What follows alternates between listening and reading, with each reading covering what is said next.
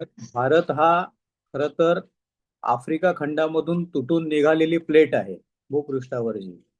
आणि ती अ, अशा प्रकारे उत्तर ईशान्येकडे अशा प्रकारे सरकत सरकत येऊन ती अ, आशिया खंडाच्या दक्षिण बाजूला त्या ठिकाणी येऊन आता टेपलेली आहे. पण इन बिटवीन आशिया खंड आणि भारत याच्यामध्ये टेथिस नावाचा समुद्र पूर्वीच्या काळामध्ये होता.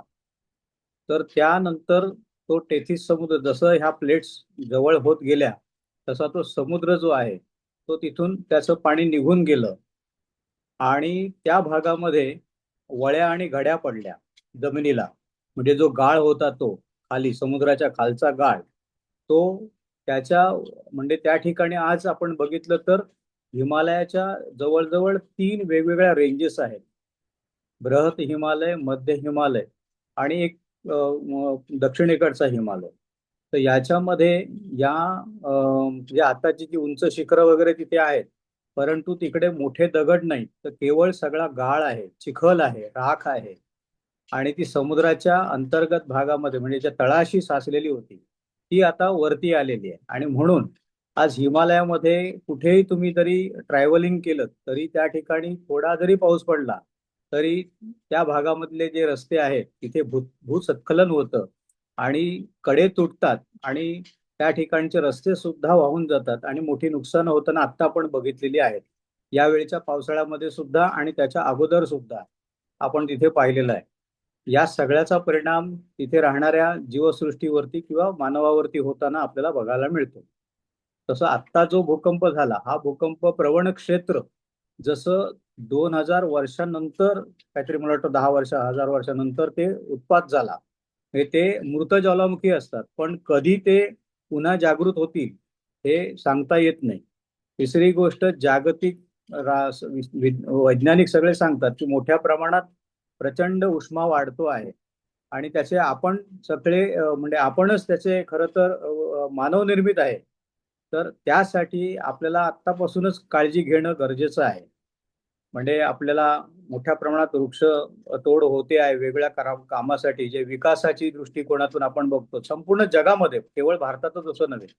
त्यामुळे जे काही वनांचं क्षेत्र जे आहे ते दिवसेंदिवस तुटत चाललेलं आहे आणि त्याचा परिणाम पर्जन्यावरती होतोय. पर्यायाने पाण्याच्या चक्रावरती म्हणजे जलचक्रावरती होतोय.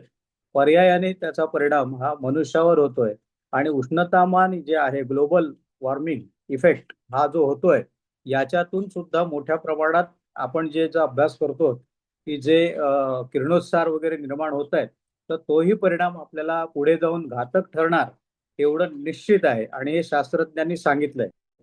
आणखीन एक महत्वाची गोष्ट की मोठ्या प्रमाणात आपण जे काही पेट्रोल डिझेल आणि इतर ऑइल पृथ्वीच्या पोटामधून बाहेर काढून त्याचा उपयोग करतो तर ते कुठेही जात नाहीये. तर ते पुन्हा याच आपल्या जे वायूचे जे स्तर आहेत त्याच्यामध्येच ते राहून राहिलेलं आहे. आणि ते जसजसं खाली येत जातं तसं मानवावरती आणि सजीवावरती त्याचा परिणाम हा हवेतून होतोय. तसं पृथ्वीच्या गर्भामध्ये उष्णतेचं प्रमाण इतक्या प्रचंड प्रमाणात वाढलेलं आहे. आपण जो जीएसचा अभ्यास करतो तर त्याच्यामध्ये हे भूकंप आणि होणारे ज्वालामुखी हे आता जरी आपल्याला कमी वाटत असले तरी भविष्यामध्ये ह्याचं प्रमाण जितकं वाढत जाईल तितका परिणाम हा आपल्यावरती मनुष्यावरती आणि पर्यायाने या संपूर्ण सृष्टीवरती होणार आहे. असं मला माझं एक मत मी व्यक्त केलं या गुरुजींनी म्हटल्याप्रमाणे मी त्याच्यावरती बोललो. चुकलं असेल तर क्षमा असावी. धन्यवाद.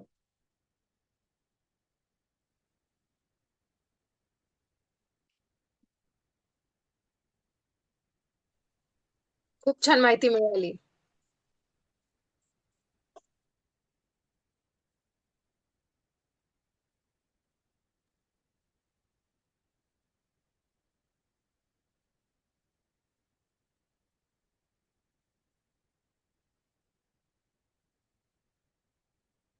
थोडस अजून ऍड करतो. ते म्हणजे असं की हिमालयाचा जो भाग आहे आणि हिमालयाच्या पायथ्याकडचा जो भाग आहे तर त्या भागामध्ये हा धोका प्रचंड आहे. आणि तसंच आपला जो पठाराचा भाग आहे म्हणजे महाराष्ट्राचं पठार म्हणा किंवा अगदी तेलंगणाचं पठार आहे किंवा दक्षिणेकडचा जो भाग आहे तो जो त्रिकोणी आकाराचा जो पठाराचा भाग आहे त्याचे सुद्धा आता दोन भाग छोटेसे झालेले आहेत, म्हणजे त्याला सुद्धा आता दरार गेलेला आहे, जसं आता मगाशी आपण ऐकलंय ना. आणि ज्या वेळेला ह्या प्लेट्स ज्या असतात अंतर्गत भागामधली जी हालचाल आहे ती दोन प्रकारची असते पृथ्वीच्या अंतर्गत भागामधली. एक अशी उभी हालचाल असते आणि दुसरी असते ती आडवी हालचाल असते अशी, म्हणजे दोन प्लेट एकमेकावरती अशा घासतात म्हणजे आता आपल्या भारताचा जे भाग आहे तो असा या ठिकाणी असलेलं हे जे उत्तरेकडचं आशिया खंड आहे त्याला जाऊन असा टेपला आहे आणि नुसता टेपला नाही, तो तो असा चाललाय वरती या पद्धतीने. अर्थात ही फार सूक्ष्म अशा प्रकारची हालचाल असते. हजारो वर्ष लागतात या सगळ्या गोष्टीसाठी. पण ही जी सूक्ष्म हालचाल आहे त्याचे परिणाम मात्र आपल्याला वेळोवेळी बघायला मिळेल. महाराष्ट्रामधलं जे पठार आहे ते ज्वालामुखीमुळेच निर्माण झालेले आहे. फार पूर्वीच्या काळामध्ये जेव्हा जे त्रिकोण आला दक्षिण आफ्रिकेकडून तुटून तेव्हापासूनच ते सलग आहे. पण आता मात्र त्याच्यामध्ये कुठेतरी आपल्याला एक धागा दिसतोय. जसा भूजचा भूकंप झालेला आहे, गुजरातकडचा जो भूकंप झालाय ना, आणि आपल्या महाराष्ट्रामध्ये आता लातूरच्या ठिकाणचे जे भूकंप गेल्या काही वर्षापूर्वी आपण गणपतीच्या विसर्जनाच्या नंतर पाहिले होते पहाटेच्या काळामध्ये घडलेले, तर ही त्याची सुरुवात आहे.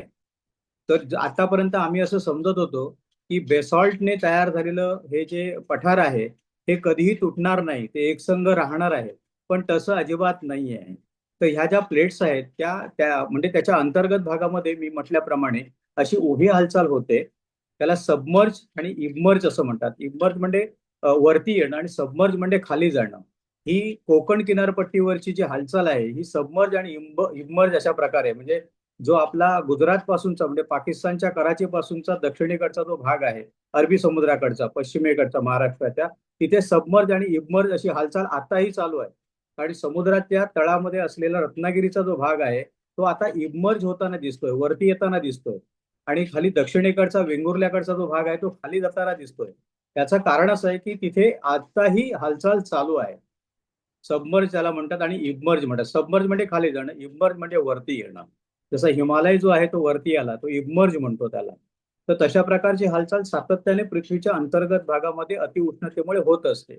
तर ती महाराष्ट्राच्या पठाराच्या खाली सुद्धा अजूनही चालू आहे, ती सातत्याने चालू राहणारच आहे. आणि जसजसा उष्मा वाढेल, लाव्हा जसा उफाळून वरती येईल तो तिकडे धक्का देणारच आहे आणि तो बाहेर पडणार आहे. याला काही अंशाने जसं नैसर्गिक कारण आहे तसंच काही अंशाने मानवी निर्मित सुद्धा कारण आहे. जसं की मुंबई आणि गुजरातचा विषय जर घेतला आपण, प्रचंड प्रमाणात त्या ठिकाणी गाळ आहे आणि त्या गाळावरती संपूर्ण मुंबई 7 बेटांची मुंबई आहे, तुम्ही ऐकलं असेल.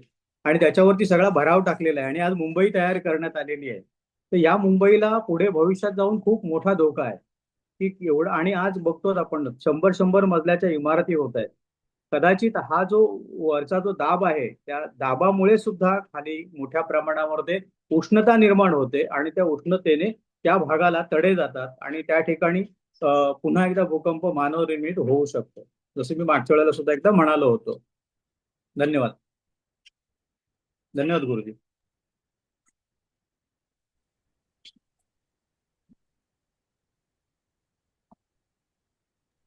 सर, छान माहिती सांगितली तुम्ही.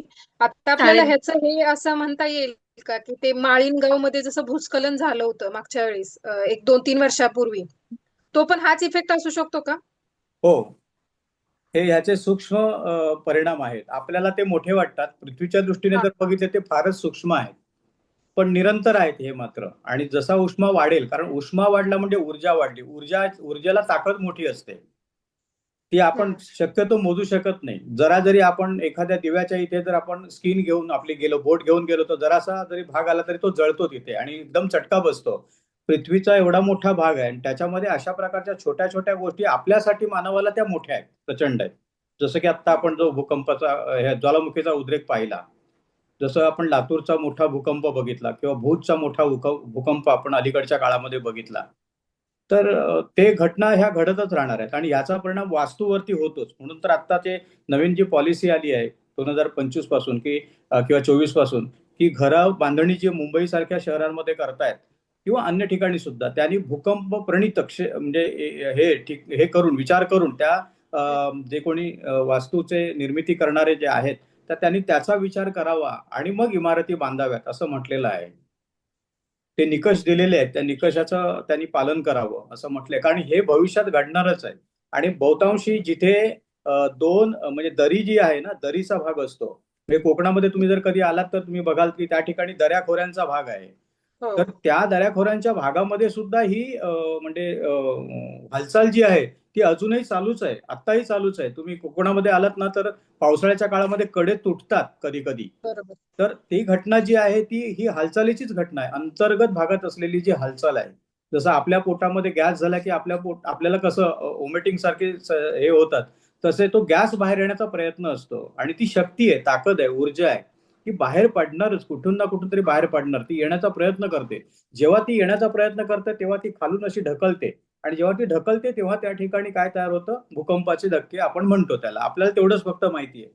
पण ह्याचा बरोबर. परिणाम हा होतो. आणि शेवटी गुरुजीने आता सांगितलंच आहे की ह्याला जीएस म्हणतात. आणि हा जीएसचा परिणाम इतका धोकादायक आपल्या सगळ्यांसाठी आहे की त्याच्यातून अंतर्गत भागामध्ये असलेली जी सगळी अशा प्रकारची जी वाईट शक्ती आहे ती बाहेर पडते. त्याला तुम्ही काही म्हणा, किरणोत्सार म्हणा किंवा अन्य काही, गंधक त्याच्यातून बाहेर पडत असतं. गंधक म्हणजे इतकं वाईट आहे शरीराच्या दृष्टीने की थोडं जरी आपल्या नाकातोंडात गेलं तर तिथल्या तिथे माणसाला मूर्छा येऊन पडून जातो. तर ते त्या धुरामधून किंवा त्या याच्यामधून आपल्याला दिसत नाही, पण त्याच्यातनं बाहेर येत असतं. कधी कधी भूगर्भातून आवाज येतो, असं कधीतरी आपण पेपरमध्ये ऐकतो. ह्या सगळ्या हम्म. घटना याच्याशी संबंधित आहेत. धन्यवाद. डेंजर आहे हे. खूप छान सांगितलं सर. शाळेत गेल्यासारखं वाटलं. हा. शाळेमध्ये मी होतो आणि माझा जिओग्राफी हा विषय होता एम ए ला. आणि मी कार्टोग्राफीचा अभ्यास केलेला आहे. आणि विशेष करून मुंबईची जी 7 बेटं आहेत त्याचं पूर्वी ती कशी होती, जिओलॉजिकल अंतर्गत भागामध्ये ती कशी होती, त्याचा सर्वे कसा आणि मग मॅपिंग कसं आणि आता कशी मुंबई वाढली, त्याचा मी स्पेशली अभ्यास केलेला आहे. आणि कोकण किनारपट्टीचा विशेष करून अभ्यास केलेला आहे. या अंतर्गत भागामध्ये होणाऱ्या ज्या भू हालचाली आहेत तर त्याचा अभ्यास मी केलाय. त्याच्यामुळे मला ही थोडीशी माहिती होती, ती आपल्यासमोर थोडीशी मांडली, थोडीशीच मांडली. मी कोकणातच राहते. हो, दापोलीला ना, ह्याला. हो. हा. आणि मला भूगोल कधीच आवडला नव्हता. भूगोलासारखा विषय नाहीये. आता गुरुजी जे जीएस शिकवतायत ते भूगोलाच्या ज्ञानाशी इतकं जवळचं आहे. त्यामुळे मला खूप आवडतं ते ऐकायला आणि लक्षात ठेवायला सुद्धा. कारण मला असं वाटतं की पुन्हा एकदा मी काहीतरी शाळेत जाऊन अभ्यास करायला लागलो की काय. कारण मला ना मग मी विचारलं होतं मागच्या वेळेला गुरुजींना की बर्मुडा ट्रायंगल हे काय आहे. कारण मी वाचलं होतं, सोव्हिएत युनियन नावाचं पूर्वी फार पुस्तक यायचं एक, सोव्हिएत युनियन नावाचं. त्याचं मराठीकरण पण यायचं आणि इंग्लिशमध्ये पण होतं. आणि त्यावेळेला मला वाचनामध्ये ते आलं होतं. आणि तेव्हा बर्मुडा ट्रायंगल बद्दलचं मी वाचलं होतं की हा बर्मुडा ट्रायंगल आहे तरी काय नेमका. तर नंतर जसं जसं अभ्यास करायला लागलो मला लक्षात यायला लागलं की ते अतिशय असं पृथ्वीचं चुंबकीय क्षेत्र आहे अंतर्गत भागातलं. आणि त्याला पृथ्वीची नाभी म्हटलं तरी काही चुकायचं नाही, इतकं ते प्रचंड आहे.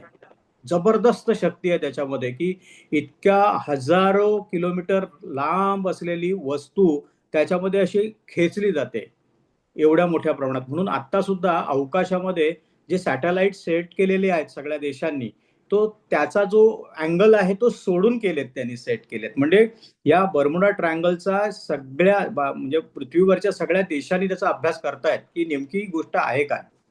कारण अद्यापही त्याचा शोध लागलेला नाही व्यवस्थितरित्या. संशोधन म्हणजे करतायत लोक, पण अजून त्याचा व्यवस्थित शोध लागला नाही. कित्येक जहाज नव्हे तर मोठी हवेमधली जहाज म्हणजे विमानं सुद्धा त्याच्यामध्ये ओढली गेलेली आहेत.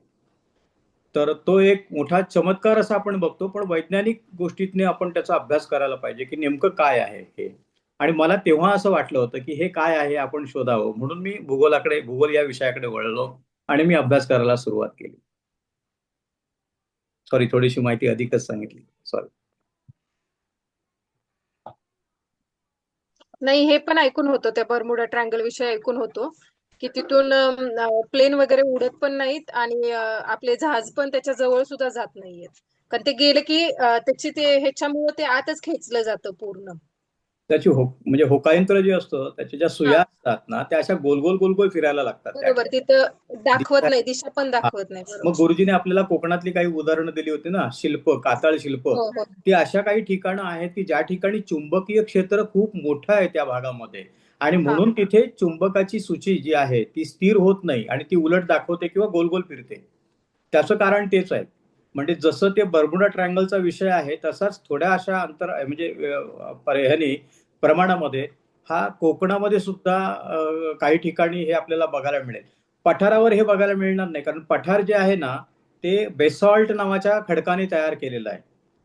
रेगूर नावाची काळी जमीन माती तयार होते झिजेमुळे त्याच्या. आणि कोकणात जे आहे ना तर ते तो जो भाग आहे ना तो पूर्ण म्हणजे लोखंड असलेला भाग आहे. आणि म्हणून पावसाच्या पाण्यामुळे त्यातलं जे लोखंड जे आहे ना ते असं वाहायला लागतं पावसाळ्यामध्ये. म्हणून बघा तिथे लाल रंगाची माती किंवा जांभ्या रंगाचं तुम्हाला हे दिसेल, दगड दिसेल. तर त्याच्यामध्ये कॅल्शियम पण आहे, थोडंसं ॲल्युमिनियम आहे, बॉक्साईड आहे आणि लोहाचं प्रमाण जास्त आहे तिथे. आणि जिथे जिथे कॉन्सन्ट्रेशन झाले ना लोहाच्या प्रमाणाचं तिथे तिथे हे कातळ शिल्प आहे. तुम्ही त्याच्यावर पहार सुद्धा चालवू शकणार नाही, एवढं ते कठीण आहे. तोडू नाही शकत तुम्ही ते.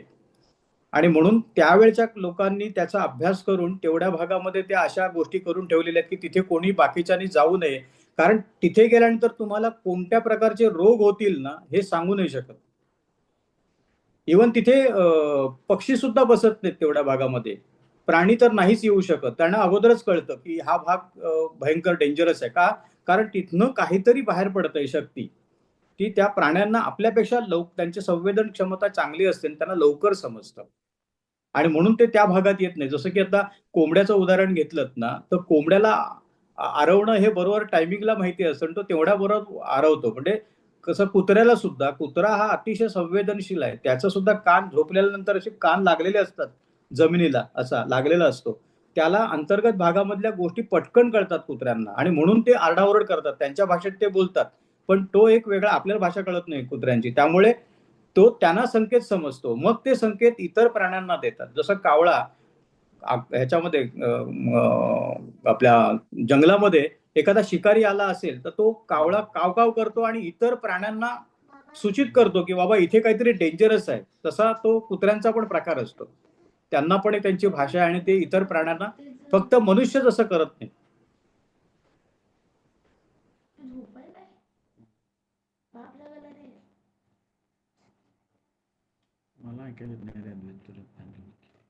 मनुष्य स्वतःच्या घरात जाऊन बसून जातो, आपण सेफ आहे ना, बस झाला, बाकी काय होऊ दे बा तिकडे. ऍक्सिडेंट झाला की लोक फोटो काढतात आणि रील बनवतात. हा जीव हा वाचवायचं बाजूलाच राहून जातं. आता मनुष्य स्वभाव, गुरुजींनी काल सांगितलं ना, स्वार्थी आहोत आपण सगळेजण. आपल्या स्वार्थासाठी आपण सगळे गोळा होतो. स्वार्थ संपला की संपलं सगळं. Exactly exactly.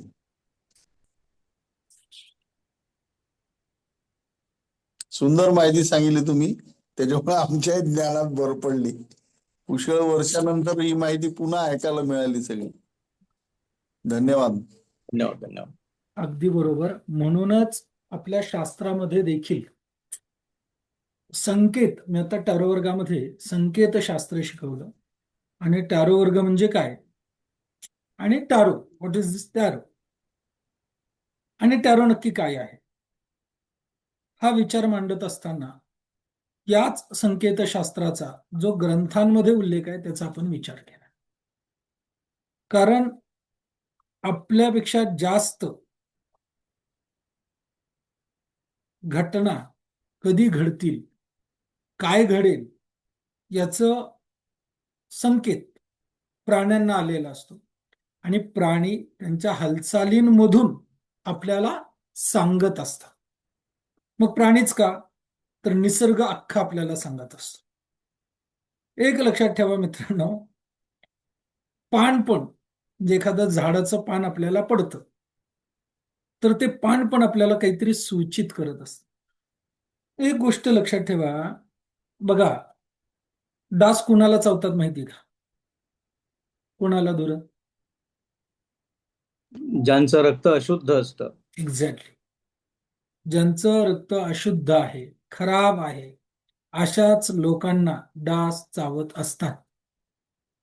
त्याच्यानंतरनं अजून एक तो छोटा कीटक येतो, त्याला काय वरून काहीतरी नाव आहे, जडू, जडू काय, झिंगूर, जळू, जळू, ते जळू जळू जळू रक्त जळवा. रक्त घेणारा जळू. जळू, जळू. तो कुणाच्याही शरीराला लागत नाही. ज्याचं रक्त खराब आहे त्याच्या शरीराला लागतो. थोडक्यात सांगायचं तात्पर्य, कोणताही प्राणी तुमच्या ओऱ्यामध्ये, जो काल आपण ओरा शिकलो समजलो, त्या ओऱ्यामध्ये विनाकारण येत नाही. तुम्हाला म्हणजे तुम्ही जी एनर्जी, जी ऊर्जा, जो ओरा आकर्षित केलेला आहे, तो प्राणी, ती ऊर्जा तुमच्याकडे आकर्षित होते आणि तुम्हाला काहीतरी सुचवत असते. आणि ह्यालाच आपल्या भारतीय शास्त्रामध्ये शुभाशुभ संकेत सांगितलेले आहे. लक्षात आलं? तुमच्या ओऱ्यामध्ये जर पोपट आला तर हे शुभ लक्षण आहे. तुम्हाला एक मजा माहितीये, तुम्ही सापाचं नाव ऐकलं तर शुभ आहे, पण साप पाहिला तर अशुभ आहे. स्वप्नामध्ये नुसता साप पाहिला अशुभ आहे, साप चावला शुभ आहे. लक्षात आलं? म्हणजे आपल्या भारतीय शास्त्रामध्ये जी काही प्राण्यांच्या अनुषंगाने, पक्ष्यांच्या अनुषंगाने जी संकेतशास्त्र सांगितलेले आहेत, शुभाशुभ फल सांगितलेले आहेत, तर ते याच कारणाने सांगितलेले आहेत, कारण कोणताही पक्षी, कोणताही प्राणी विनाकारण तुमच्या आजूबाजूला येणार नाही आहे. त्याला तुमच्या हिताच्या गोष्टी माहिती असतात. समजलंय? तर ग्रेट. तर असं आहे संकेत, प्राणी, निसर्ग, भूगोल, खगोल, खगोलीय घटना देखील प्राण्यांना जास्त लवकर कळतात. त्याच्यामुळे कुत्रे जर रडत असतील तर जसं भूगोलामध्ये काहीतरी घडणार आहे तसं ते खगोलामध्येही काहीतरी घडण्याची शक्यता असते.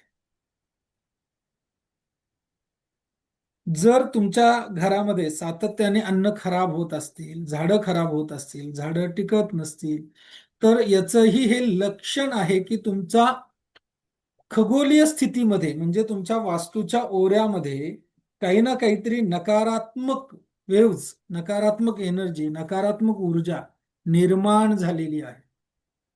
आणि मग याच्यासाठी तुम्हाला ती ऊर्जा, ते वेव्ज, ते स्पंदन शुद्ध करणं अत्यंत गरजेचं असतं. मित्रांनो, आज ओंकार गुरुजी सुंदर दिसत आहेत ना, छान दिसत आहेत, हँडसम. हा विशा कट कट. तर ओंकार गुरुजी आणि मी मुंबईला चाललो होतो आणि एका ठिकाणी थांबलो होतो. असं मुंबईला कुठे आठवत नाही. तर मुंबईमध्ये एक गाडी कॉर्पोरेशनची पाण्याची शहारे मारत अशी रस्त्याने चालली. तर आता आमचे ओंकार गुरुजी तर ज्ञानी आहेत, तर त्यांना विचारलं मी, अरे काय रे हे? गुरुजी म्हणे ते वातावरणामध्ये जे प्रदूषण असतात ना, नाही का, किंवा जे धूळ कण उडतात त्याच्यापासून लोकांना आजार होतात आणि तो शांत करण्यासाठी, स्टेबल करण्यासाठी प्रदूषण जे ज्या भागामध्ये जास्त आहे तर तिथे पाणी मारतात. त्याने काय होतं, ते प्रदूषण कण दबतात आणि ते उडत नाहीत आणि त्याच्यामुळे लोकांच्या आरोग्याला त्रास होत नाही. तर अगदी त्याच पद्धतीने आपल्याकडे पंचगव्य सांगितलेलं आहे, आपल्याकडे गोमूत्र सांगितलेलं आहे, आपल्याकडे गंगा जल सांगितलेलं आहे. तर हे जे काही प्रोक्षण करण्याच्या ज्या पद्धती आहेत किंवा होम सांगितलेला आहे, नाही का, होम काय करतो, तर होम या वातावरणामध्ये जी काही स्ट्रेस निर्माण झालेला असतो तो स्ट्रेस रिलीफ करायला होम मदत करतो. मग होम मदत करतो का? नाही. तर होमामध्ये विशिष्ट लाकडं, विशिष्ट तूप, विशिष्ट गौऱ्या आणि विशिष्ट मंत्रांनी घालायला सांगितलेले.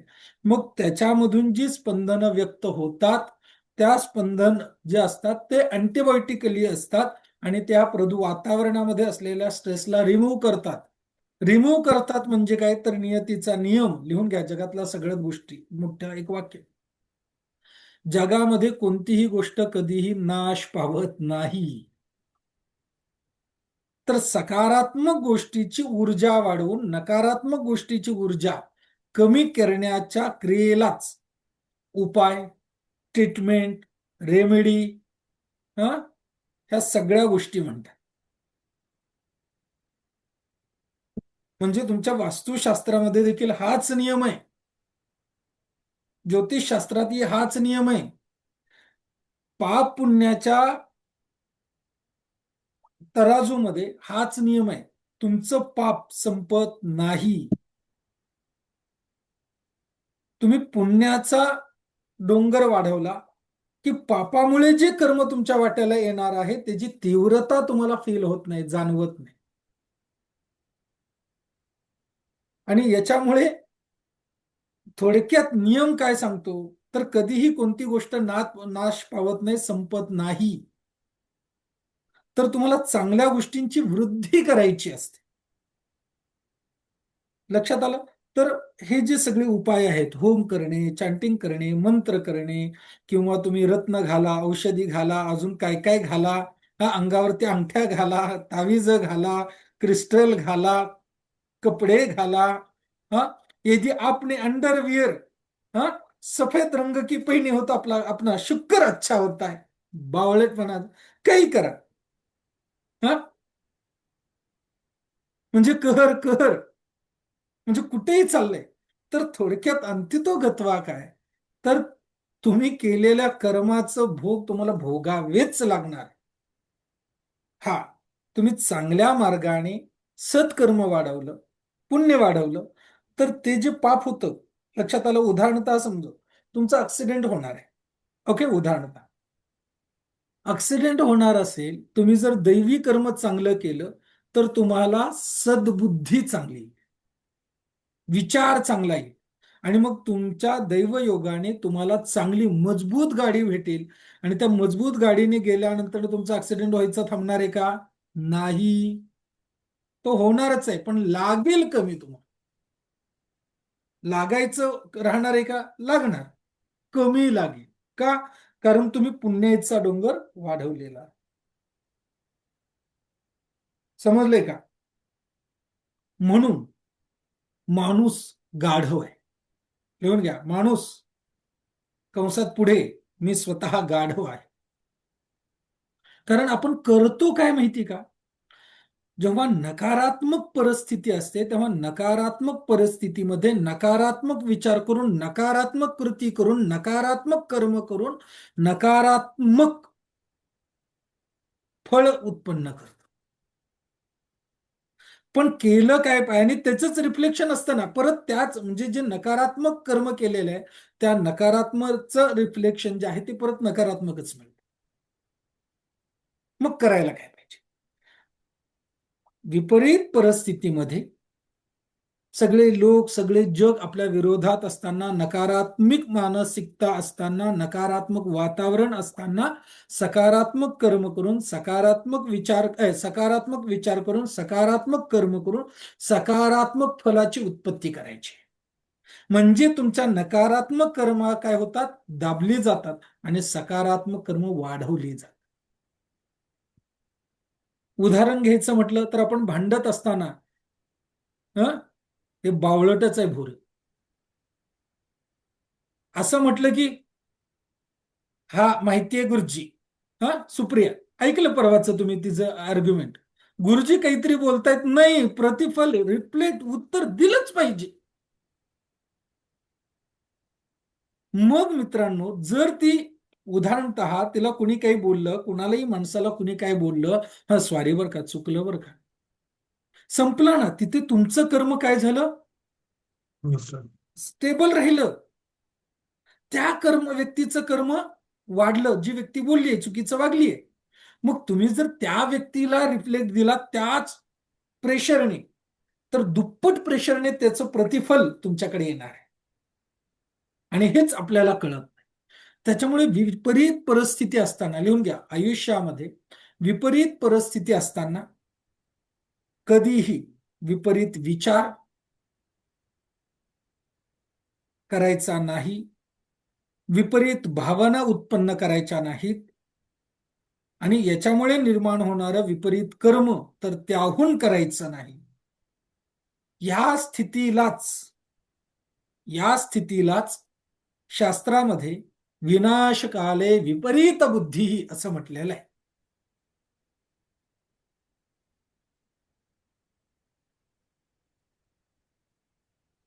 विनाशकाले विपरीत. म्हणजे आधीच सगळं विपरीत आहे आणि त्याच्यातून अजून बावळटासारखं विपरीत विचार, कृती, कर्म करून तुम्ही तुमचाच नाश करताय. म्हणजे विपरीत कालावधीमध्ये विपरीत विचार, विपरीत भावना, विपरीत कर्म करून दुसऱ्यांचं कधीही नाश होणार नाही, नाश तुमचंच होणार आहे. त्याच्यामुळे विपरीत परिस्थितीमध्ये बुद्धिवान व्यक्तीने, विवेकशील व्यक्तीने, धैर्यशील व्यक्तीने संयमित राहणं अत्यंत गरजेचं असतं. जो संयमित असतो तो नियमित असतो आणि जो नियमित असतो तोच यशस्वी होतो.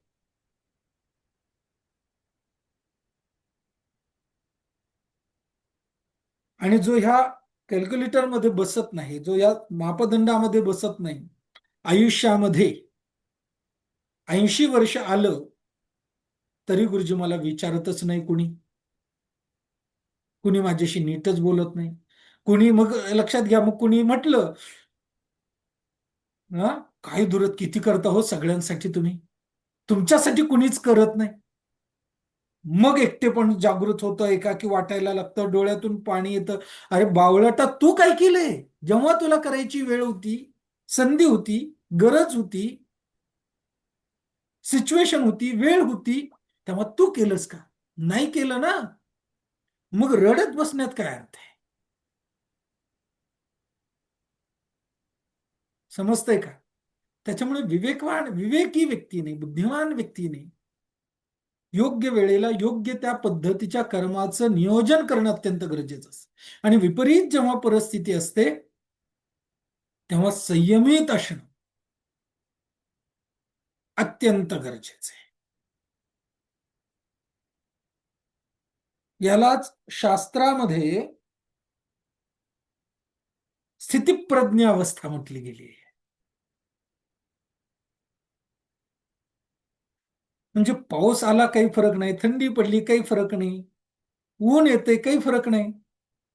म्हणजे भगवद्गीतेमध्ये सुख दुःखे समे कृत्वा लाभा लाभो जया जयो ही अवस्था म्हणजे स्थितिप्रज्ञ अवस्था आहे. फरक नाही पडला पाहिजे. किती येतील किती जातील, कुणी कसंही वागेल. अरे तुम्ही का तुमचं स्थिती खराब करून घेताय? बोलणारा बोलून गेला, वागणारा वागून गेला, त्याला काही फरक पडला नाही तर तुम्हाला काय फरक पडला पाहिजे? परत काल वर्गामध्ये सांगितलं तसं, तो काही बोलला म्हणून तुमच्या शरीराला छिद्र पडणार आहे का? पडलंय का? नाही ना. मग माझ्या मनाला किती वेदना झाल्या. तुझं मन बावळट आहे. काय? तुझं मन बावळट आहे. माझ्या मनाला काही किंमत आहे का नाही? माझ्या भावनेला काही किंमत? अरे भावना तर त्याहून मूर्ख आहे. अयो, चिंच किती भारी आहे इथे, गाभोळी आहे. सुटलं पाणी तोंडाला. ही तर तुमचं मन, हा, हे तर तुमची हे तर तुमची भावना. म्हणजे मन आणि भावनेला बेवकूफ बनवणं खूप सोपं आहे. त्याच्यामुळे सेल्फ रिस्पेक्ट आहे की नाही ह्या आविर्भावामध्ये जाऊ नका. एक लक्षात ठेवा, कधीच केव्हाच कुणाला रिस्पेक्ट नसतो. गुरुजी गुरुजी गुरुजी काय गुरुजी? उद्या मेलं तर कोणता गुरुजी आणि काय गुरुजी? रिस्पेक्ट हा मनाला नसतो, भावनाला नसतो. रिस्पेक्ट हा खुर्चीला, जागेला, कर्तृत्वाला, कर्माला असतो आणि तुमच्या बुद्धीला, ज्ञानाला असतो. रिस्पेक्ट हा व्यक्तीला नसतो.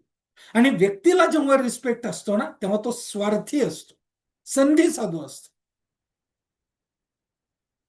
आणि जो स्वार्थी आणि संधी साधू माणूस असतो ना, ओंकार किती भारी दिसतोय तू, वाव स्मार्ट, असं स्वार्थी कौतुक बाहेर यायला. पण त्याच्या पश्चात केलं गेलेलं जे कौतुक असतं ना तेच खरं कौतुक असतं.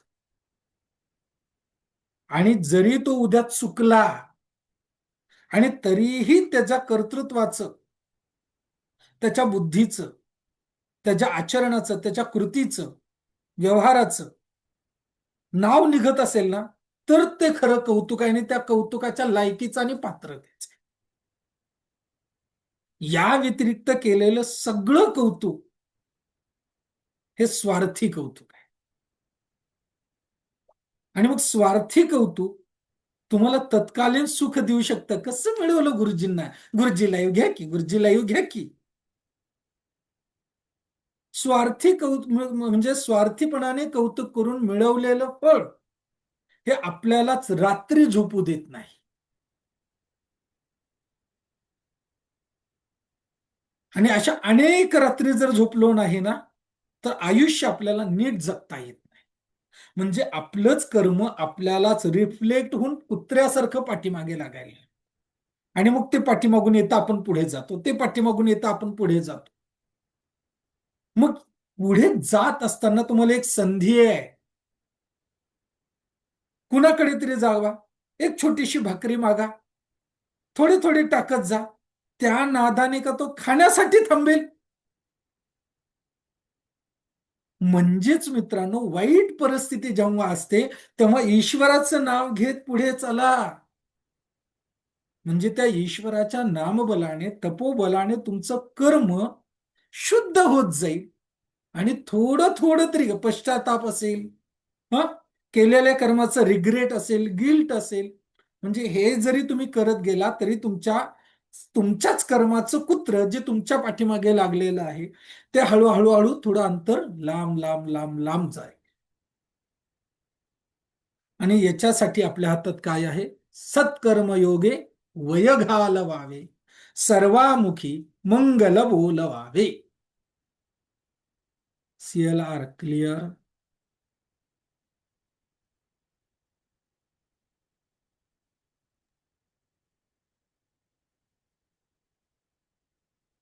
थोडक्यात काय, विपरीत परिस्थिती असताना संयमित राहणं अत्यंत गरजेचं आहे. आणि हे जर तुम्ही केलं तर जीवनामध्ये यशस्वी, सुखी, समाधानी, आनंदी झाल्याशिवाय राहणार. म्हणजेच प्रदूषण शांत होण्यासाठी जसे पाण्याचे शिंतोडे मारले जातात, तसं तुमच्या आयुष्याची दुर्गती शांत होण्यासाठी तुम्हाला सतरूपी कर्माची शिंतोडे मारणं.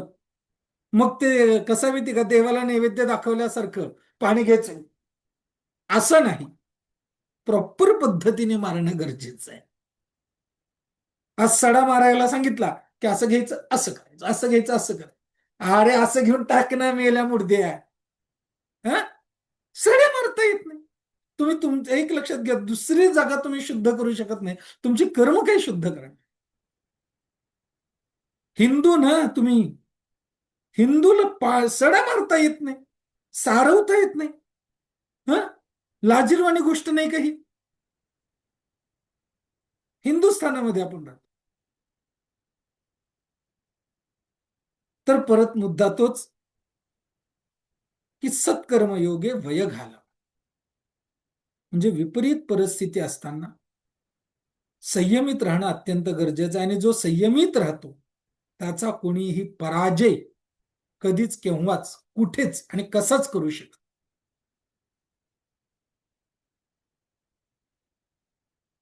समजलंय का? नाहीतर भगवंताने हे काय 2.5 इंचाचं दिलंय ना, मोजावर किती आहे? 2.5 इंचाच आहे. दिले म्हणून कितीही उपयोग करायचं? येस या नो? त्याच्यामुळे 2.5 इंची जागेचा योग्य वापर करायचा. 100 ग्रॅम पण वजन नाही जिभेचं. किती आहे धुरत, कुणाला माहिती का रे? जिभेचं वजन किती आहे? नाही गुरुजी, माहिती नाही, अज्ञान आहे. ते मेडिकल औषध बनवणारी कोण आहे? नाही माहित गुरुजी. पालत्या गाड्यावर पाणी. 100 ग्रॅम पण वजन नाही जिभेचं. आणि या जिभेने काय रक्त बंबाळ करत सुटायचं दिले म्हणून भगवंताने. अरे म्हटलं तुम्हाला कोणी म्हातारं म्हणून तुम्ही होणार आहे का? का तरुण आहे म्हटल्याने तुम्ही तरुण होणार आहे? हं? आपल्याला फरक नाही पडला पाहिजे. आणि जर आपल्याला फरक पडत असेल तर खरोखर आपल्याला, जसं इंग्लिशमध्ये शॉर्ट अनालिसिस म्हणतात, तसं आत्मचिंतन करण्याची गरज आहे. कारण दुसऱ्यांच्या म्हणण्यानुसार आपण आयुष्य जगायचंय का जसं आपण आहोत, जसं आपण असायला हवं तसं उत्तम आयुष्य जगायचंय? आणि हे जर तुम्हाला ठरवता आलं नाही, ज्या पद्धतीने गिधडांनी मेलेल्या कुत्र्याला खावं अशा पद्धतीने ही माणसं तुमचं आयुष्य खराब करतील. आणि त्याच्यामुळे आपल्या आयुष्याचा कंट्रोल दुसऱ्याला द्यायचा नाही. दुसऱ्याने म्हटलेला तुम्हाला जेव्हा फरक पडत असतो तेव्हा लक्षात ठेवा, तुम्ही इनडायरेक्टली तुमचा कंट्रोल दुसऱ्याच्या हातात दिलेला असतो. समजतंय का? अरे तुमच्यापेक्षा तुमच्या स्वतःपेक्षा तुम्हाला दुसरं कोण चांगलं ओळखू शकतो? याचाच अर्थ ज्या अर्थी दुसरा बोलला म्हणून तुम्हाला फरक पडतो, त्या अर्थी तुम्ही स्वतःला ओळखत नाहीयेत. म्हणजे तुम्ही माणूस म्हणून घेण्याच्या पण टिंबटिंबचे नाही. मग तुम्ही खरोखर स्वतःला लायकीचे टिंबटिंबच्या तिथे गाळलेली जागा. मग आपल्याला माणूस म्हणून घ्यायचं असेल ना, तर स्वतःला स्वतः समजून घ्या. कारण जग दुनिया तुम्हाला समजून घेणार नाही. आणि ज्या दिवशी तुम्ही स्वतःला समजाल ना, त्या दिवशी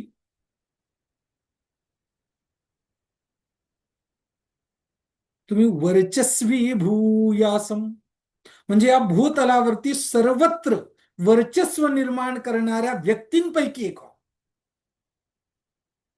तेजस्वी व्हा.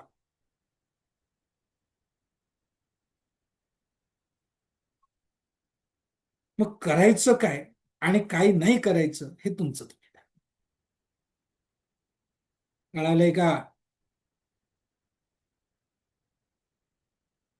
किती हुशार आहेत रे तुम्ही. एकदा सांगितलं की कळत. पण वर्ग चालू असतो तोपर्यंतच, हा गुरुजी, हो. वर्ग संपला की संपलं. हा, स्मशान वैराग्य. तर अशा आहे गोष्ट. तुम्हाला वाटते गम. समजलंय का? यस. गुरुजी एक बोलू का? आज्ञा असावी. नाही, मला आज्ञा द्या. बोलू का? हम्म. लहान तोंडी मोठा घास. हम्म. आता जेव्हा मी पुट्टपर्तीला गेले होते सत्यसाई बाबांच्या महोत्सवाला, तेव्हा ऐकण्यात आलं, कोण बोललं मला माहिती नाही, पण त्यांनी इतकं सुंदर सांगितलं की आपल्या मनामध्ये विचार येतात की एवढ्या गर्दीमध्ये आपण इथे आलेलो आहे. आज 10 लाख प्लस लोक होते पुट्टपर्तीमध्ये. तर स्वामींचं आपल्याकडे लक्ष आहे का? तर त्यांनी एक उदाहरण पण दिलं की एका माणसाने तिथल्या मॉलमध्ये ₹1 घोटाळा केला तर त्याच्यासोबत काय घडलं? मग आपल्याला असं वाटतं की मी इथे दर्शनाला आली, माझ्याकडे देवाचं लक्ष आहे का? कुठेही गेलं तरी कोणाच्याही डोक्यामध्ये हेच येतं. तर का नाही आपण इतके स्पेशल आहोत की माझ्यासारखी मी एकटीच आहे. दुसरी वृषाली माझ्यासारखी नाही. दुसरे सतीश बंधू दुसरे कोणीही नाही. दुसरी सुप्रिया कोणीही नाही. दुसरी मयुरी कोणीही नाही. जो ज्याचा त्याचा स्वभाव किंवा ज्याचं त्याचं आरेखन हे वेगवेगळं आहे. तर देवानी किती स्पेशल प्रत्येकाला बनवलं आहे. मग ती एक स्पेशल असण्याची भावना आपल्यामध्ये जी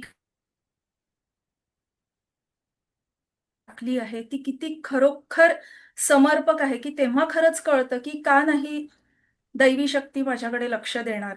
म्हणजे त्यांना एक संदेश द्यायचा होता की एवढ्या गर्दीमध्ये तुम्ही असं म्हणू नका की मी काही केलं तर चालेल आणि भगवंताचं माझ्याकडे लक्ष आहे का? माझ्याकडे कशाला बघणार आहे? पण त्याचीच शक्ती इतकी आहे की त्यांनी जर इतक्या अब्जोवधी जीवांना जर स्पेशल अटेन्शन देऊन बनवलं आहे तर प्रत्येक जीव हा स्पेशल आहे. आणि त्यांच्यामध्ये जे सुप्त गुण आहेत स्वतःमधले, ते पहिले अंगीकारा, ते पहिले ओळखा, जपा आणि नंतर दुसरीकडे लक्ष द्या. म्हणजे इतका सुंदर तो संदेश होता की ते खरंच आत्मचिंतन करण्याला लावण्याचा संदेश होता तो. आता मला तुमच्या शब्दातनं तेच जाणवलं की आपल्याच जवळ आहे, पण आपण इतकं भरकटतो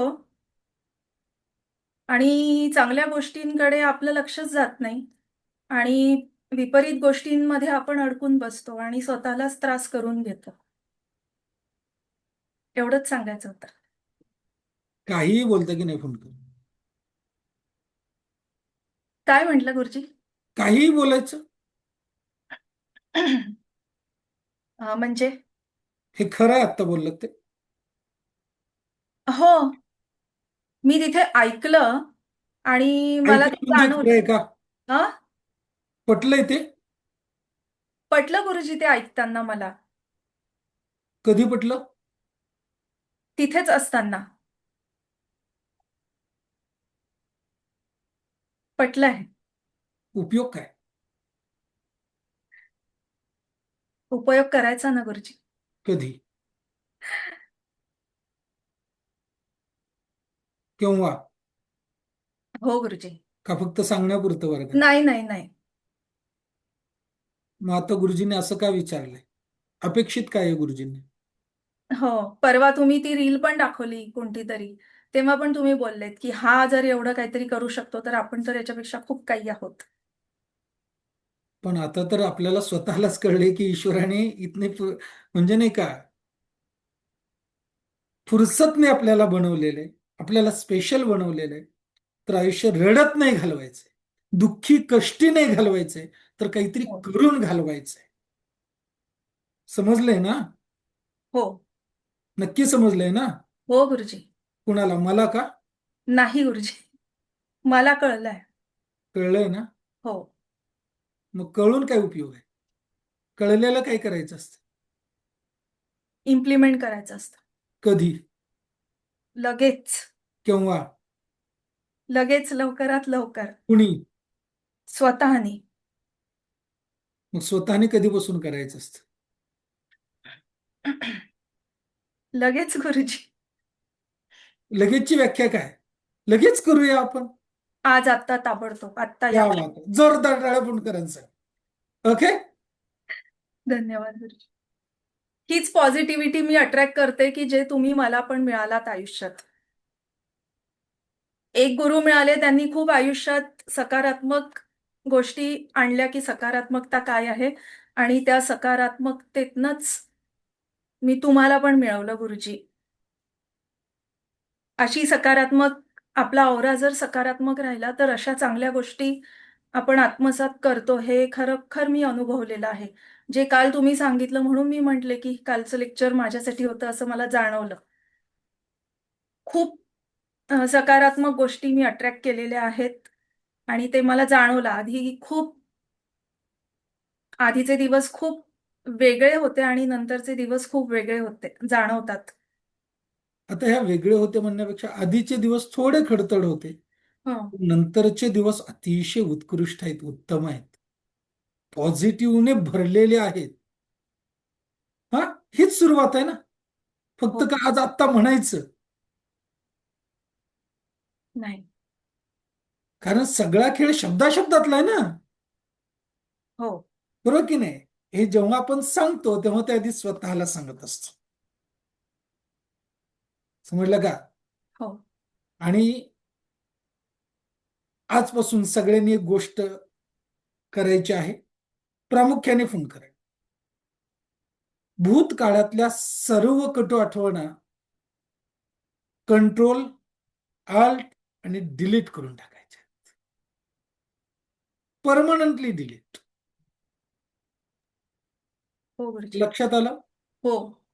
यस. समजलंय का सगळ्यांना? विकास पाटील, नळी फुंकिलेस होणार आहे. नाही असं नाही, समजलंय, चांगलं समजलं. इकडून तिकडून मुलाकडे गेले वारे, असं नको व्हायला. अहो, गेलं तर उलटा आनंद होईल आणखी, यातलं थोडं त्यालाही कळून जाईल. बापाकडून कळतच आहे ते, वारं बापाकडून निश्चित गेलं तर जास्त चांगलं. पण निश्चित उद्या असं निश्चित म्हणायला नको, म्हणजे जसं कपिल मुनींनी सांख्यशास्त्र आईला सांगितलं तसं पोट्ट्यानं बापाला सांगितलेलं एखादं शास्त्र जन्माला येऊ नये म्हणजे झालं गुरुजींना. गुरुजी दिव्याखाली अंधार असते. तो तर असतोच आहे. एक गोष्ट लक्षात ठेवा मित्र, लिहून घ्या, दिव्याखाली अंधार. कोणतीही गोष्ट आपण दुसऱ्यांना का सांगत असतो? विशेषत्वाने चांगली गोष्ट आपल्या वाट्याला ती चांगली गोष्ट आलेली नसते. आणत असताना आपल्याला प्रचंड यातना झालेल्या असतात, संघर्ष करावा लागलेला असतो, किंबहुना ती गोष्ट आपल्याला मिळालेली नसते म्हणून आपण जगाला ती देऊ केलेली असते. आणि आपल्याला मिळालेली नसते म्हणून जगाला देऊ केलेली असते, याचाच दुसरा अर्थ सूर्याकडे प्रकाश नसतो पाठीमागच्या बाजूला, म्हणूनच समोरच्या बाजूने तो देत असतो. समईच्या खाली अंधार असतो म्हणजे तो दुसऱ्यांना प्रकाश देत असतो म्हणून त्याच्या खाली अंधार असतो. अंधार असतो म्हणून देत नसतो प्रकाश, दुसऱ्यांना प्रकाश देत असतो म्हणून तो अंधारात असतो.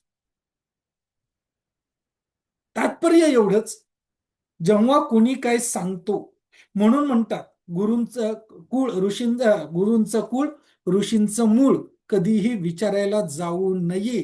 गुरु कसा आहे, कोणत्या लायकीचा आहे, कसा वागतो, कसा बोलतो, विचार करायचा नसतो. गुरुचं आचरण काय, गुरूंचं तत्वज्ञान घ्यायचं असतं.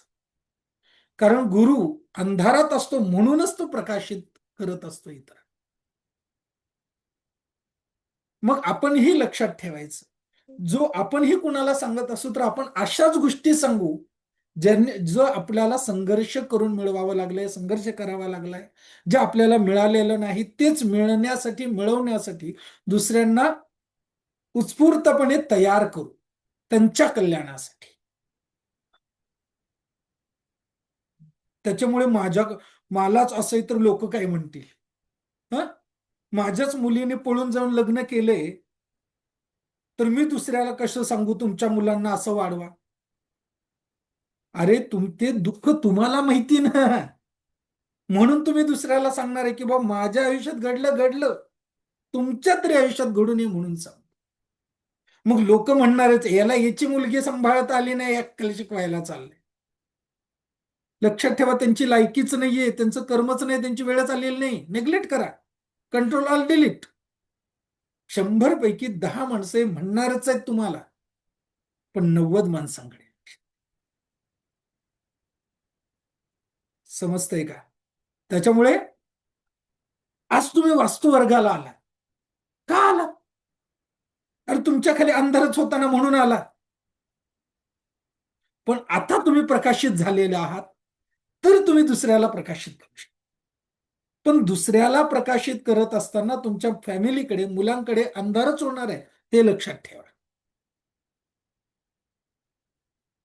मग तुम्ही दुसऱ्याचे संसार सावरत असताना तुमच्या बायकोने तुम्हाला वेळ नाही दिला म्हणून ओरडलं आणि तुमच्यात वाद झाले तर ज्याचं कल्याण केले त्यांनी म्हणू नये याला याच कुटुंब सांभाळता आलं नाही आणि आम्हाला शिकवायला.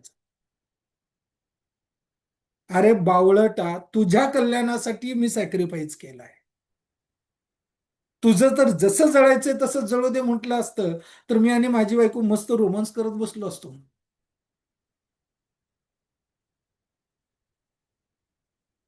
त्याच्यामुळे लोक काय म्हणतील याचा विचार करायचा नाही. तुम्ही जसे आहात तसे उत्तम आहात, जेवढे प्रकाशित आहात तेवढे सर्वोच्च प्रकाशित आहात. जेवढा तुमच्याकडे आहे तेवढा तरी समोरच्याला द्या, अंधाराकडे बघत बसायचं. SMZ समझे?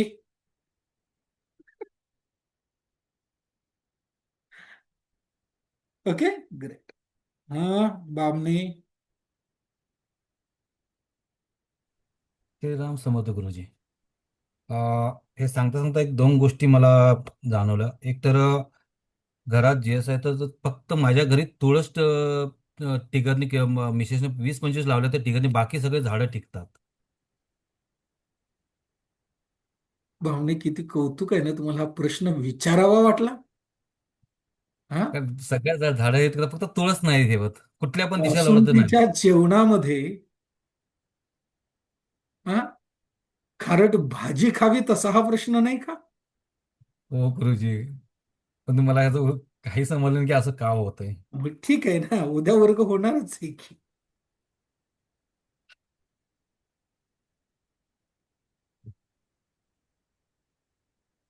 उद्या उत्तर पाहू आपण. ओके. येस. आणि दुसरं, कर्म चांगलं असतं ही गोष्ट माझ्या मित्रामध्ये झाली. 15 दिवसापूर्वी वाशीला तो गाडी साईडला थांबवत होता, पूर्ण खाली रोड होता आणि दरवाजा उघडला, बंद करून गाडीकडे बघत आणि पाठीमागून अशी स्पीडनं गाडी आली, त्याला पाठीमागे कुल्ल्यावरती टच होऊन त्याच्या गाडीवर पडून तो स्वतःच्या गाडीवर पडला आणि खाली पडल्यानंतर उठला तो आणि ती गाडी पळून गेली, पण तो थोडं नॉर्मल लागलं, पण तो जास्त एवढं लागलं नाही. अशा वेळेला माणूस उडाला असता पूर्वी. आणि त्याचे एवढा तो कर्म करतो ना, सगळ्यांसाठी धावतो, मदत करा काय, खिशातल्या सगळ्या गोष्टी घरातल्यासाठी देत नाही पण दुसऱ्याला पहिला देतो. हे मला आता आठवलं गुरुजी, म्हणजे एक शेअर करायची होते माझ्या. चांगले चांगले मित्रांनो, या निमित्ताने एक गोष्ट सांगतो, सगळ्यांनी लक्षात. देवाचं नामस्मरण केल्याने तुमचं किती कल्याण होईल हा थोडा प्रश्नचिन्हच आहे. पण समाजसेवा, ईश्वराचं नामस्मरण करून ईश्वराला स्मरून केलेली समाजसेवा आणि ती केलेली समाजसेवा ईश्वराला समर्पित केली तर ईश्वर निश्चित तुमचं कल्याण करेल. कायेन वाचा मनसेंद्रिय वा बुद्ध्यात मनावा प्रकृती स्वभावात करोमि यद्यत सकलम परस्मै.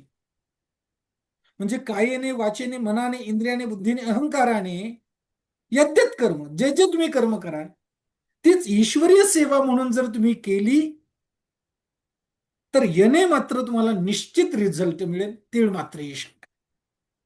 पण केलेलं कर्म ईश्वर करत आहे, करून ईश्वर घेत आहे आणि करविताही ईश्वर आहे.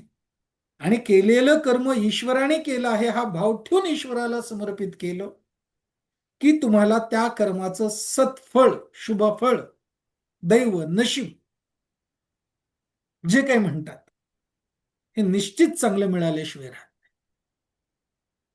आणि याची जाणीव सातत्याने होत राहावी म्हणून पहिली पायरी तुम्ही नामस्मरण करा, जप तप करा.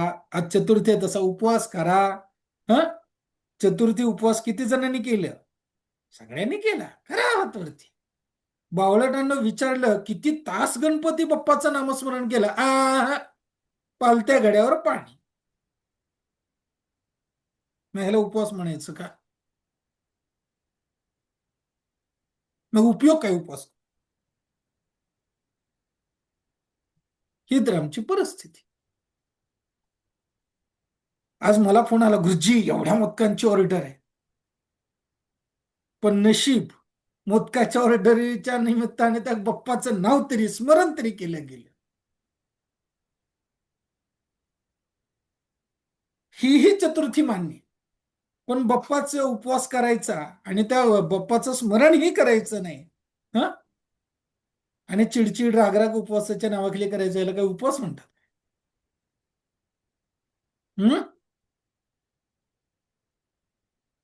काय नवीक? गुरुजी श्रीराम समर्थ गुरुजी. आता संकेतशास्त्राचा जेव्हा विषय आला तेव्हा माझ्या जीवनात पण तसंच एक झालं. म्हणजे जसं सांगितलं की सृष्टी आपल्याला किंवा निसर्ग आपल्याला संकेत देत असतो. तसंच मी जेव्हा कॉलेजमध्ये जॉब करत होतो तर 5 वर्ष केलं त्या कॉलेजमध्ये जॉब. हळूहळू प्रमोशन मिळत गेलं, पण एखाद्या व्यक्तीला म्हणजे ते होतं की बाबा त्याला का मिळत नाहीये, तर तो म्हणजे हालचाली करत होता. तर म्हणजे मी कल्चरलचा हेड होतो आणि त्यानंतर 2-3 कमिटीचं हेड झालं. तर एका हेडमध्ये मुलांसोबत मिळून त्यांनी थोडं बिलांमध्ये गडबड केली, तर त्याचं नाव माझ्यावर आलं. तर ते 2-3 महिने तसं चालत होतं. तर माझ्या मनात विचार होता, की काय करावं? कसं ह्याच्यातनं बाहेर पडावं? तर सहज ऑल ऑफ अ सडन माझी मैत्रीण गुजरातवरनं आली आणि मी एक मित्राबरोबर मी लालबागला गेलो. तर सहज सांगितलं, की "बाबा जॉबचं असं-असं आहे." तर त्या मित्राने मला ऑफर दिली, "तू माझ्या ऑफिसमध्ये ये. लगेच जॉब सोड. मला गरज आहे. तू जॉइन हो." आता मी 15 वर्ष टीचिंग फील्डमध्ये होतो. ऑल ऑफ अ सडन मला माझं पूर्ण करियर चेंज करणं सोपं नव्हतं. तर तसं आठवड्याभर चाललं. त्याने 2दा मला कॉल केला, की "बाबा काय करतोयस? कधी सोडतोय जॉब?" मी म्हटलं, "हां, करतो." असं अचानक मध्ये सोडता येणार नाही. तर तसंच एकदा कॉलेजमध्ये एका दिवशी मी विचार करत होतो आणि वॉशरूमला गेलो. तिथे काय झालं, की माझं आय कार्ड पडून कमोडमध्ये पडला. तर तिथे मला संकेत मिळाला, की बाबा आता तू सोड. म्हणजे तेच विचार चालू होते तेव्हा आय कार्डच पडला. तर ताबडतोब मी रेझिग्नेशन दिलं आणि मग टोटली स्विच केला मी. म्हणजे तो संकेत सतत होते 2-3 संकेत होते. लालबागला जाताना मला ऑफर आली दीर्घ आणि श्वास तेच घ्यायचा. विचार करताना जर हा संकेत हो. मिळालाय तर नोकरी सोडल्यानंतर त्या कंपनीचं काय झालं हे जास्त इम्पॉर्टंट आहे. मी आता तिथे आहे, व्यवस्थित काम करतोय येस. आणि प्रगतीच आहे. ओके. तर ह्या सगळ्या गोष्टी ज्या असतात ना, आपल्याला नुसता संकेत म्हणून उपयोग नाही. संकेताच्या आधीच्या आणि नंतरच्या परिस्थितीचाही विचार करून आपल्याला संकेताला घ्यायचं की नाही घ्यायचं हे ठरवण्याचा विवेक पण असणं तेवढंच गरजेचं करेक्ट. आहे. नाही तेव्हा तसं संधी होतं. सोडतानाही नंतर मला कळलं, की म्हणजे ते लोकं अजून मोठा प्लॅन करत होते, की बाबा तुझं नाव खराब करायला. पण ठीक आहे, देवाने वाचवलं. यस. सो आणि मित्रांनो, आता अजून कळलं, की जो व्यक्ती ते प्लॅन करत होता ना, त्याच्या एका चुकीमुळे त्याला युनिव्हर्सिटीने हे केलं, बाद केलं. आता तो जॉबलेस आहे. होत आहे. श्रीराम समर्थ. काय जॉब करतो रे तू? मी आता सीए फॉर्म मध्ये आहे सर गुरुजी. पहिलं 10-15 वर्ष मी टीचिंग मध्ये होतो. बर. आणि ज्या ह्याच्यात होतो ना, तेव्हा तिथे कसं होतं, की 2 कॅटेगरीचे शिक्षक होते. काही स्केलवर होते आणि काही ह्याच्यावर होते, कॉन्ट्रॅक्च्युअल होते. तर मी तेव्हा कॉन्ट्रॅक्टवरच होतो आणि परफॉर्मन्समुळे प्रगती होत गेली. नेक्स्ट टप्पा होता, की स्केलवर येणार. पण त्या ह्याच्यामुळे बहुतेक पॉलिटिक्स खेळत होते. पण शेवटी युटर्न झाला लाईफचा माझा. येस. चलो, खूप छान. तर मित्रांनो, आय होप फुंडकरांनी सांगितलेला गुरुमंत्र फुंडकरांना स्वतःना आणि आपल्या सगळ्यांना समजलं असेल. समजलं का? यस. सो मित्रांनो, आज इथे भेटलात. आयुष्यात असं सारखं सारखं इथेच भेटत राहा. भेटूया पुढच्या भागामध्ये. तोपर्यंत श्रीराम समर्थ. श्रीराम समर्थ गुरुजी. होय रे. श्रीराम असं समर्थ जेव्हा गुरुजी. गुरुजी म्हणतात तेव्हा श्वास असा रोखून राहतो का? श्रीराम हो समर्थ गुरुजी. गुरुजी. हो गुरुजी. पण एक पहिल्यांदाच वाटायचं काय होतं. म्हणतील आतला ह्याचा विचार करतो. आतला एक पण विश्वास आता काय आता होता? हळूहळू सवय झाली आहे. पण आतला तुला एक विश्वास गोष्ट सांगू का? हा. जर गुरुजी तुम्हाला असं म्हटल्यानंतर खरोखर तुमचा श्वास रोखत असेल तर तुमचं खरोखर मनापासून गुरुजींवरती प्रेम आहे. आणि जर तुमचं गुरुजींवरती प्रेम आहे तर असंच जगाने तुमच्यावरती प्रेम करत राहणं आणि तसं तुम्ही असणं, नसाल तर तसं तयार होणं ही तुमची जबाबदारी आहे. आणि तेव्हाच तुम्ही गुरुजींचे विद्यार्थी म्हणून घेण्यास पात्र व्हाल. समजतंय का? गुरुजींनी म्हटल्यानंतर असं जेव्हा आपल्याला वाटतं तेव्हा लोकांनी आपण जेव्हा असं म्हणू तेव्हा लोकांच्याही मनामध्ये आपल्याबद्दल ह्याच फिलिंग असल्या पाहिजेत. आंब्याच्या झाडामधून काट्याचं झाड येणार आहे का? नाही ना. मग गुरुजींनी जर ह्या हृदयीचं झाड त्या हृदयी लावलेलं आहे तर त्या हृदयीच्या फिलिंग देखील त्याच आल्या पाहिजेत ना. त्या हृदयीमधूनही तेच लावलं गेलं पाहिजे ना. येस या नो? बघा जमतंय का? काय जाधव? हं? हो गुरुजी, हो गुरुजी. उज्ज्वला जमेल. जोशी, सुप्रिया, भोरे. सुप्रिया तर काय हं जमेल गुरुजी, जमेल. ते मी गेलं वर्षभरापासून ऐकते नाही सुप्रिया. नाही नाही, आता नाही ऐकावं लागणार, जमेल. जमवलंच पाहिजे, नाही तर उपयोग काय. बरोबर. मित्रांनो, इथे किती जण आपल्या आई वडिलांसारखे दिसायला, वागायला, बोलायला, स्वभावाने कोणती ना कोणती तरी गोष्ट याच्यात आहे असं वाटतं रे? हात हँड राईज करा.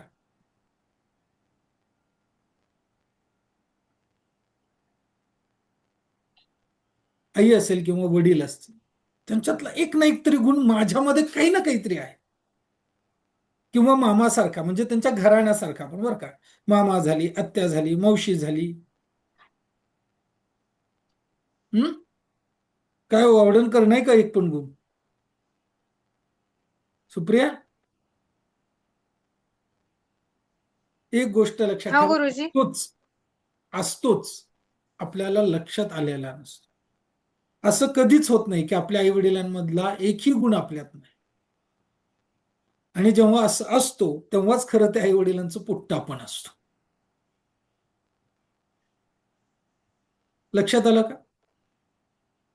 म्हणजे आपल्या आई वडिलांच्या पोटी जर आपण जन्माला आलेलो आहोत तर त्यांचा कोणता ना कोणता तरी गुण, स्वभाव, दिसणं, असणं, वागणं, बोलणं, चालणं कुठे ना कुठेतरी ते आपल्यात रिफ्लेक्ट होत असतं, होतच असतं. आणि होत असतं याचा अर्थ ते आपले आई वडील आहेत. अगदी त्याच पद्धतीने तुम्ही जर गुरुजींचे विद्यार्थी आहात तर एकतरी चांगला गुण तुमच्याच गुरुजींचा आला पाहिजे का नाही आला पाहिजे? बरं, गुरुजी वाईट गुणांचा पुतळा आहे, अरे पण चांगल्या गुण तरी तुमच्या अंगी आली पाहिजेत ना.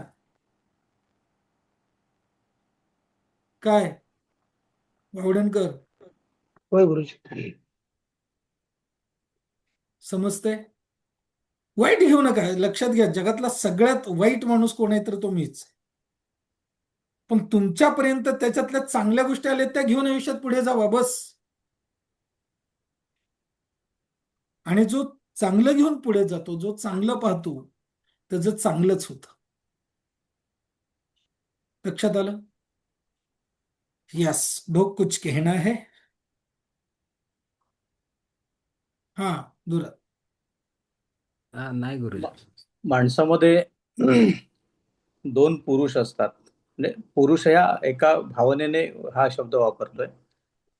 एक पुण्य पुरुष असतो आणि एक पापी पुरुष असतो. पण आपल्यातला जो पापी पुरुष आहे त्याला आपल्याला काढून टाकलं पाहिजे. त्याच्यासाठी आपले प्रयत्न असले पाहिजेत. माझ्यामध्ये जे वाईट आहे ते आपल्याला म्हणजे शोधून आपणच त्याचं सर्च करायचं आणि आपणच ते काढून टाकायचं. आव्हान आहे पण अशक्य नाहीये. तरच आपण आपला जो जो काही शरीर आहे ते सत्याकडे घेऊन जाऊ शकतो, सामोरं जाऊ शकतो, अगदी असं मला वाटतं. अगदी. यस. भोरे कुछ कहना चाहते हैं? याच गोष्टीवर माझा एक अनुभव सांगतो गुरुजी. मागच्या वेळेला जो वास्तुविशारद वर्ग केला, आमचा एक 8 जणांचा ग्रुप आहे आणि 8 जणांच्या ग्रुपमध्ये वास्तूचं ज्ञान फक्त मी एकट्यानंच घेतलेलं. आणि 8 जणांमध्ये थोडस कसं होतं की बाबा कोणतरी पुढे निघाला की थोडस गिल्ट फील होतं. मग त्यानंतर मी आता हा वास्तुभूषण वर्ग करतो मी कुणाला सांगितलं नव्हतं. आणि परवा दिवशी आमच्या गुरुजींनी मला सांगितलं की वर्ग चालू आहे काय म्हणून, किंवा त्यांच्या त्या बोलण्यातनं किंवा ह्यांच्यातनं ते जाणवलं की बाबा मी अजून तुमच्या सहवासात आहे. असा विषय झाला. आणि ज्या वेळेला वास्तुविशारद वर्ग करत होतो त्यावेळेला एक 2-3 लेक्चरला ते माझ्याबरोबर बसलेले तुमचा वर्ग करण्यासाठी, असा विषय झालता. यस. ओके. ह्यालाच म्हणून ना मुलाला आणि शिष्याला काय म्हणतात माहितीये का? आत्मा वै पुत्र. हा म्हणजे मुलगा असेल अथवा आपला शिष्य असेल, एखाद्या गुरुचा एखादा शिष्य असेल, त्याला त्या गुरुचा आत्मा समजतात. म्हणजे शिष्य जो वागतो ते वागणं म्हणजे त्या गुरूंचा आत्मा बोलला असा असतो. मुलगा जसा वागतो तर त्या बापाचा आत्मा वागल्यासारखा असतो. लक्षात आलं? त्याच्यामुळे शिष्यात इच्छेत पराजय आणि पुत्रात इच्छेत पराजय, एक गुरु याची कामना करत असतो की माझ्या शिष्यामध्ये एवढी पात्रता यावी की त्याने मला पराजय करावा. पण ते कुत्सित बुद्धीने नाही, नम्रतेने असला पाहिजे. आणि असा पराजय गुरुला प्रचंड आवडतो. लक्षात ठेवा. लक्षात आलं? मग तुम्ही गुरुच्याच पाठीमागे लागणं असं नसतं बावळटांनो. तुम्ही जग जिंकावं आणि जग जिंकल्यानंतर मी जे करू शकलो नाही ते माझ्या मुलाने, ते माझ्या शिष्याने केलं. हा मुलाचा विजय म्हणजेच आपण करू शकलो नाही हा त्या गुरूंचा हार समजून त्या विजयामध्ये गुरुला आनंद होत असतो. समजलंय का? यस. दामने. सर एक घटना बोलू शकतो मी, परवानगी असेल तर? हा. मी गावी गेलो होतो आणि आमच्या गावी रवनाथ मंदिर बांधायला चालू केलेलं आहे. गेली 12 वर्ष चालू केलं, होत नाहीये. तर भटजीने सांगितलं की तिथं शंकराची पिंडी बसल्यानंतर तुमचं मंदिर लवकरात लवकर पूर्ण होईल. तर कलियुगाने मी सुट्टीवर होतो आणि शंकराच्या पिंडीच्या स्थापनेच्या दिवशी मी तिकडं गेलो होतो. तर असं सांगण्यात आलं की प्रत्येकाने कुणाला जमत असेल तर रवनाथ मंदिराचा एक खांब घ्यावा. त्याची कॉस्ट आहे 1,17,000. तर मी म्हटलं की मला एवढी कॉस्ट जमणार नाहीये, तर कंट्रीब्युशन मी करून देईन. आणि मी गावी जात असं मिसेस का बोलली की तुम्ही कंट्रीब्युशन कशाला करता, स्वतः स्वतः खांब द्या, म्हणजे कायमस्वरूपी तुमचं तिथं नाम राहील. सगळ्यांचं असेल तर नाम राहणार नाहीये.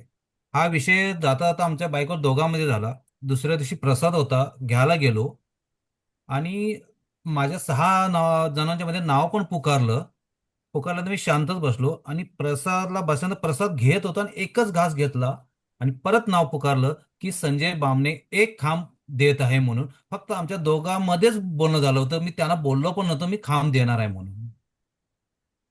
आणि हे रवणाची कृपा की खांब स्वीकारलं गेलं. मग मिसेस बोलले बघा आमचं दोघांचं बोलणं झालं, तिकडे बोललेले आहेत. हा विषय कसा असतो असं काही समजलं नाही मी त्यावेळेला मला गुरु ऍक्च्युली. यस, ईश्वरी नियोजन असतं. ओके. या खूप छान. आणि दुसरी गोष्ट असं झालं की दुसऱ्या दिवशी फोन आला की संजय तू आमच्यावर येणार होतास आणि खांब का एकटा देतोयस, आम्हाला कमी पैसे पडतात.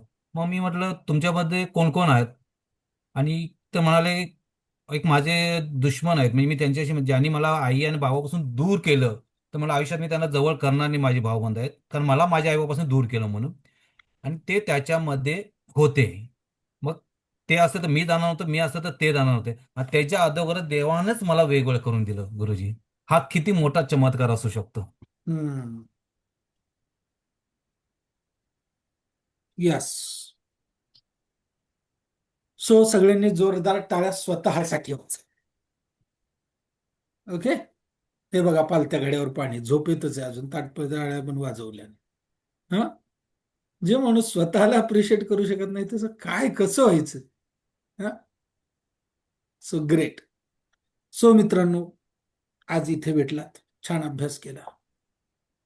आय होप तुमच्यामध्ये काही रोज फरक पडत असेल, सद्गुणांची वृद्धी होत असेल आणि तुमचं जीवन रोजचे रोज प्रकाशित, प्रकाशमय आणि प्रकाशमान होत राहील. या शुभेच्छेसह, या आशेसह आज इथेच भेटूया. इथे भेटला आयुष्यात मात्र असंच भेटत राहा. भेटूया पुढच्या भागात. तोपर्यंत श्रीराम समर्थ. श्रीराम समर्थ गुरुजी. श्रीराम समर्थ गुरुजी. राम समर्थ नर्मदे हर गुरुजी. श्रीराम समर्थ गुरुजी. श्रीराम समर्थ नर्मदे हर गुरुजी. श्रीराम समर्थ गुरुजी. संपलं. राम समर्थ नर्मदे हर गुरुजी.